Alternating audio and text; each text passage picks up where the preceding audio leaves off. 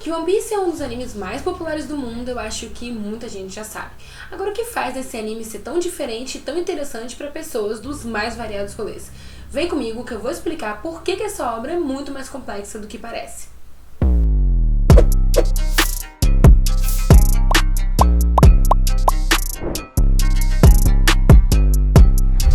Fala povo, eu sou Joane Velan, sou a contadora de histórias oficiais e hoje eu vim convencer você a ver um anime de mais de 1000 episódios sobre um pirata que estica. Não, calma, pera. Tá, primeiro eu vou dizer que é um anime gigante, então é praticamente impossível eu falar dessa história, fazer uma análise sem dar um spoiler, né? Só que eu tô tentando maneirar, tô tentando ocultar alguns nomes e algumas situações a fim de preservar a surpresa e o frescor pra quem ainda não viu. Eu não sou exatamente a maior fã de anime, otaku, que você respeita, então desde já, desculpa aí pela pronúncia de alguns nomes, eu prometo que eu tô pesquisando e tentando melhorar nisso. Mas também eu nunca tive nada contra, como qualquer criança que cresceu nos anos 90 e se preze, eu vi ali muitos animes como Cavaleiro do Zodíaco, Pokémon, Sailor Moon, Sakura Card Captors e Dragon Ball, no qual eu era muito viciada, inclusive, algo que eu tenho em comum com o criador de One Piece, mas eu já falo mais sobre isso. Mas o fato é que quando eu fui ficando adulta, tirando uns Death Note aqui, uns Fullmetal ali, eu meio que parei de assistir. E não que eu tenha nada contra. Mas isso é porque eu sempre li muita fantasia, sci-fi, HQ, e assistia muitos filmes e séries e desenhos no gênero, então acabava que meu tempo ficava escasso. Mas daí veio a pandemia. Mas o que mais me intrigou em One Piece é que muitas pessoas dos mais variados rolês me indicavam esse anime. E essas pessoas geralmente eram ligadas a movimentos sociais, movimento negro e hip hop. Bastante galera do hip hop me indicou One Piece. E eu comecei a reconsiderar. Aí veio a pandemia, eu tive mais tempo livre do que eu já tive em toda a minha vida. E também começou a ter um anime na Netflix, o que ajudou. E desculpa, eu ainda vejo dublado. Sorry. Então tá, o que me chamou a atenção primeiro foi o próprio protagonista, o Luffy. Muitos fãs de One Piece dizem que ele é o melhor protagonista que existe. Eu não posso afirmar nem negar, até porque eu tô bem longe de chegar nos 1000 episódios. Inclusive, quanto a isso, se você aí é um fã de One Piece, tem alguma coisa que você queira me corrigir ou acrescentar, fica à vontade aqui nos comentários. E se você quer enviar esse vídeo pra alguém aí, falando pra pessoa assistir, também é uma boa oportunidade. Tá, a premissa básica de One Piece também é o sonho do Luffy, que é o protagonista. A princípio, ele quer montar uma tripulação para poder ir para Grand Line e, a partir de lá, encontrar o One Piece, que é um tesouro lendário deixado pelo rei dos piratas Gold Roger, que morreu. E agora o próprio Luffy quer ser ele mesmo o rei dos piratas. E o Luffy, ele tem uma particularidade, uma peculiaridade que é bem importante para a dinâmica de One Piece. Ele come uma fruta chamada Akuma no Mi. A fruta do diabo. E elas são encontradas em vários lugares dentro do universo de One Piece e elas fornecem a quem come algumas habilidades especiais dependendo da variação do próprio fruto. Pro Luffy isso dá um poder pra ele de esticar, transforma seu corpo meio que em borracha e deixa ele flexível, bem flexível. O único problema é que as pessoas que comem Akuma no Mi ficam com uma fraqueza, que é que quando eles estão na água, eles meio que perdem as forças e essas habilidades especiais. O que pode ser um problema em um universo onde metade das pessoas quer ser pirata, outra metade quer ser da marinha e tem 1 milhão de ilhas. Mas o Luffy é genuinamente autoconfiante e esse tipo de coisa não abala ele. Na verdade, nada abala o Luffy. Ele não tem essa áurea de predestinado e escolhido, que tá até ficando um pouco cansativa e alguns heróis têm. Ele também não tem esse bando de pesadelos ou crises existenciais. Ele é completamente transparente e impulsivo e essas provavelmente são suas melhores qualidades e seus piores defeitos. Além disso, o autor, o Eiichiro Oda, ele pensou o Luffy como brasileiro. Tem como a gente não gostar? E aí ele sai recrutando pessoas mundo afora para fazer parte da sua tripulação. E aí o que parece meio aleatório do início vai ficando cada vez mais elaborado e eficaz quando o anime vai avançando. O primeiro a ser recrutado é o maravilhoso espadachim e, a partir de agora, ex-caçador de recompensa, Zoro, que é meio que amado por qualquer fã de One Piece, inclusive eu. A segunda a entrar é a ladra e navegadora Nami.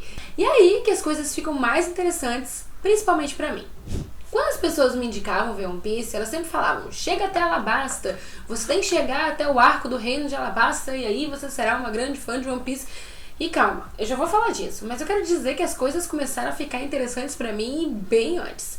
Eu acho que eu gostei desde sempre, porque pra mim é muito importante gostar de um protagonista pra poder continuar acompanhando a história. Mas quando a gente chega na terra natal da Nami, foi aí que eu percebi a que veio. O que esse desenho queria falar, afinal de contas? O bando, que é agora composto pelo Luffy, o Zoro, a Nami e dois personagens muito importantes, o Sanji e o Sop, chega ali no Arlong Park, né, a terra natal da Nami, e aí, meus queridos, é aí que pegou de vez, é aí que eu me apaixonei. É claro que eu não achava que seria uma história sobre um pirata que estica. Afinal de contas, é um anime muito longo, muito popular, ele é o segundo mais visto, só perde pra Dragon Ball e é o mangá mais vendido, pelo menos até onde eu vi. Então eu achava que além das lutas e dos poderes, teriam ali coisas sobre amizade, família, confiança, que muitos outros desenhos já têm, mas o One Piece é muito mais do que isso. A pergunta que eu comecei a me fazer a partir daí é quando é que eles vão perceber que eles não são piratas? Pelo menos não do jeito convencional. Nesse arco, quando a gente conhece a história da Nami e como ela foi chantageada e, como eu posso dizer, escravizada por um grupo e que, além de tudo, é aliado à Marinha, que é a principal representação da lei ali, ou seja, um ato ali de corrupção, fica evidente que o bando Chapéu de Palha tá fazendo não é exatamente pirataria. Eles são revolucionários armados, muito bem armados. Nesse arco, que é bem ali no comecinho, eu comecei a perceber uma coisa que estava bem mais na minha cara do que eu imaginava.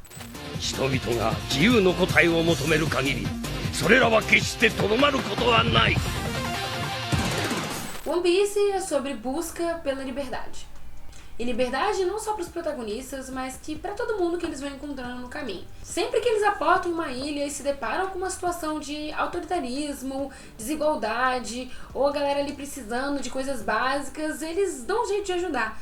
Mesmo que essas pessoas da ilha se apresentem de primeira de uma forma hostil ou meio que inimigo deles. Como eu disse no início, o criador, o Eiichiro Oda, ele é um grande fã de Dragon Ball. E isso dá pra ver nos traços, principalmente do Luffy. Mas eu acho que se eu for pensar numa inspiração, não seria exatamente essa. Eu acho muito interessante que em Dragon Ball, alguns dos principais vilões, eles começavam a fazer parte do bando do Goku por se arrependerem ou por perceberem objetivos em comum. E eu acho que isso acontece algumas vezes em One Piece, principalmente com as pessoas que estão dentro da tripulação do Luffy. Mas eu acho que One Piece vai além, tá? É mais do que isso. E aqui cabe um adendo. Embora esse vídeo não seja exatamente sobre isso, mas eu acho muito interessante perceber a diversidade étnica dentro de One Piece.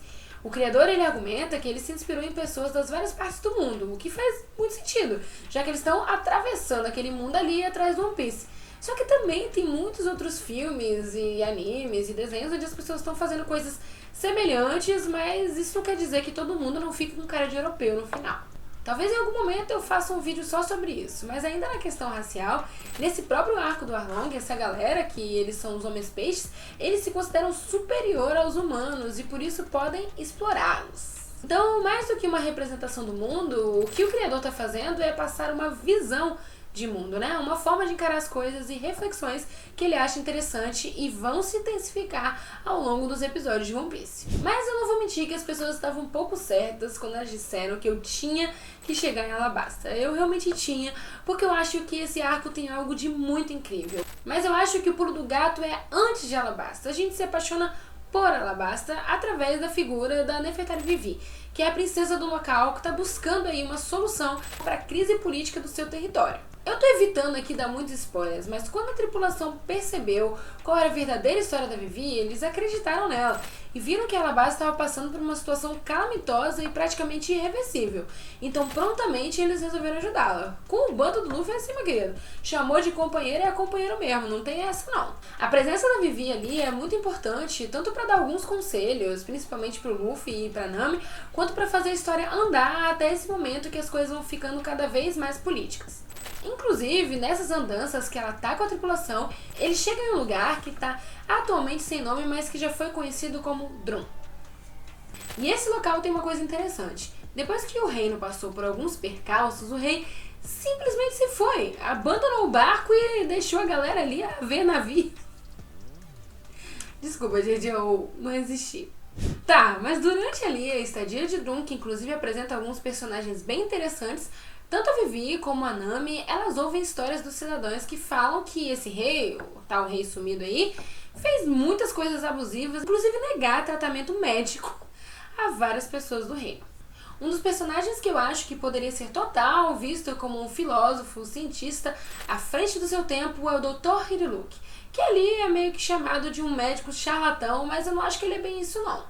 Oferecer tratamento médico em um local onde o rei proíbe que as pessoas façam isso, a não ser que ele dê o consentimento, a permissão, é um ato revolucionário. Em todas as aparições do personagem, ele tem um discurso ali sobre liberdade, autonomia e insubordinação. E além disso, tem uma outra personagem que é a médica Kureha, que é chamada de bruxa. Uma mulher cientista sendo chamada de bruxa, não sei onde eu vi isso antes, mas eu acho interessante, hein? E eu acho que é nesse ponto que o discurso começa a ficar mais forte e direcionado dentro do One Piece. Pelo menos até então, e pelo que eu fiquei sabendo, para além também, dá pra perceber que a tripulação de Chapéu de Palha tem um principal inimigo. Quer dizer, eles têm vários, mas muitos deles estão ligados a uma parada que é o governo mundial, que nada mais é do que uma organização política que controla meio que tudo, inclusive a Marinha, que é o seu principal aparato de poder e de aplicação das leis. E justamente qual é um dos principais crimes para a Marinha? Ser um pirata, levantar uma bandeira pirata. Mesmo que você não tenha feito nenhum outro crime, como roubo, assassinato ou pilhagem, desobedecer ao governo é um dos principais crimes. Nesse arco, alguns personagens, como o Capitão Dalton, a Doutora Kureha e o Hiriluk, falam um pouco sobre isso. Desobedecer a um governo que prejudica o seu povo é lutar pelo seu povo. Levantar uma bandeira pirata quando a bandeira do seu próprio país já não representa mais os ideais que você acredita pode ser mais patriota do que parece. Daí pra frente, o anime, e pelo que eu entendi no mangá isso é mais forte ainda, começa a abordar temas cada vez mais complexos.